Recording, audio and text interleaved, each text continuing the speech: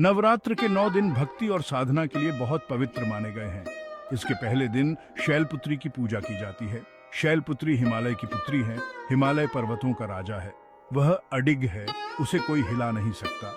जब हम भक्ति का रास्ता चुनते हैं तो हमारे मन में भी भगवान के लिए इसी तरह का अडिग विश्वास होना चाहिए, तभी हम अपने लक्ष्य तक पहुंच सकते हैं। यही कारण है कि नवरात्र के पहले दिन शैलपुत्री की पूजा की जाती है। मां शैलपुत्री सती के नाम से भी जानी जाती है। इनकी कहानी इस प्रकार है। एक बार प्रजापति दक्ष ने यज्ञ करवाने का फैसला किया।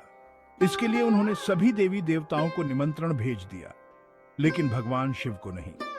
देवी सती भलीभांति जानती थी कि उनके पास निमंत्रण आएगा, लेकिन ऐसा नहीं हुआ। वो उस यज्ञ में जाने के लिए बेचैन थी, लेकिन भगवान शिव ने मना कर दिया। उन्होंने कहा कि यज्ञ में जाने के लिए उनके पास कोई भी निमंत्रण नहीं आया है और इसलिए वहां जाना उचित नहीं है। सती नहीं मानी और बार बार यज्ञ में जाने का आग्रह करती रही। सती के ना मानने की वजह से शिव को उनकी बात माननी पड़ी और अनुमति दे दी।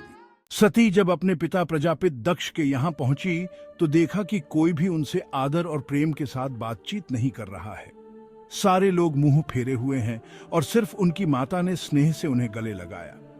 उनकी बाकी बहनें उनका उपहास उड़ा रही थीं और सती के पति भगवान शिव को भी तिरस्कृत कर रही थीं। स्वयं दक्ष ने भी अपमान करने का मौका न छोड़ा। ऐसा व्यवहार देख सती दुखी हो गई। अपना और अपने पति का अपमान उनसे सहन न हुआ और फिर अगले ही पल उन्होंने वो कदम उठाया जिसकी कल्पना स्वयं दक्ष ने भी नहीं की होगी।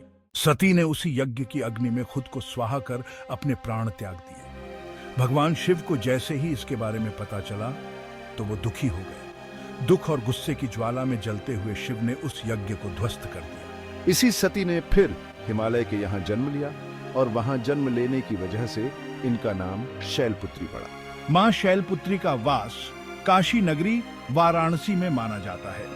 वहां शैलपुत्री का एक बेहद प्राचीन मंदिर है, जिसके बारे में मान्यता है कि यहाँ मां शैलपुत्री के सिर्फ दर्शन करने से ही भक्तजनों की मुरादें पूरी हो जाती हैं।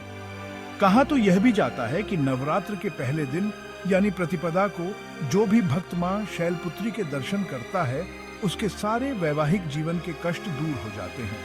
चूंकि मां शैलपुत्री का वाहन वृषभ है, इसलिए इन्हें वृषारूढ़ा भी कहा जाता है। इनके बाएं हाथ में कमल और दाएं हाथ में त्रिशूल रहता है।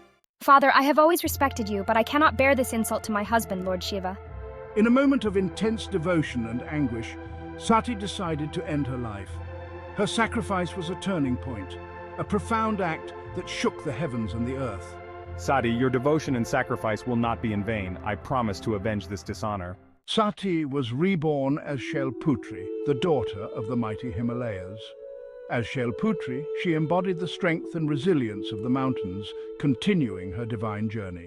Shailputri, the first form of goddess Durga, is worshipped on the first day of Navratri. Her story is a testament to unwavering devotion and inner strength. Shailputri's temple in Varanasi is a sacred place for devotees. It is believed that worshipping her brings strength and courage to overcome life's challenges. Her blessings are sought by many who wish to imbibe her qualities of steadfastness and determination.